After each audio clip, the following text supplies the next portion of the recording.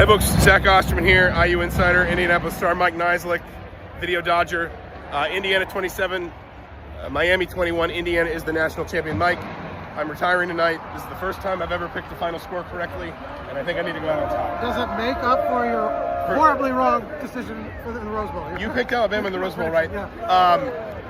Really quick, obviously we'll have a lot more at IndyStar and at Herald Times Online. Miami wanted this to be a physical game. Miami won that battle at times. Indiana won it more, particularly with those two drives in the fourth quarter that really kind of punched this game away.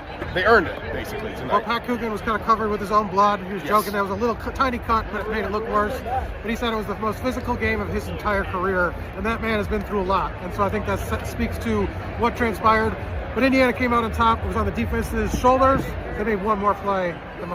I think it felt like all the things we talked about all year.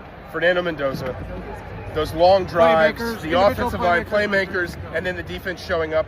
In a way, it's fitting that it's the Miami native none of us talked about this week. Yes. We talked about Pons, we talked about the Mendozas. Nobody talked about Jamari Sharp. He said, I guess they know now because they didn't recruit him at all coming out of high school. And so he gets to punctuate this. It was a pretty incredible moment that he gets the pick, and you were kind of saying on the sideline they need a negative play here, whatever it was, sack, tackle for loss, something to disrupt their rhythm because they got across midfield fast, and then the interception. But I mean, that's what we've seen all season from this defense, so not surprising. No, and listen, I thought Miami played about as well as Miami could play. They did so many of the things. It felt like there were times the game was about to get away from them, and the defense responded. They found the plays on the ground. They were great on that line, on the defensive line. Carson Beck, until the very end, did, I think, everything you could have asked him to.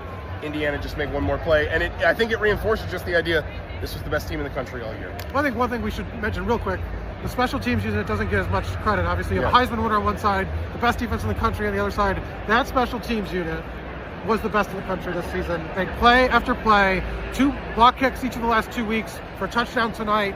I mean, you couldn't, in timely moments as well all season. The Illinois game, that's where this thing started basically, and they come through again. Can I drop the line on you?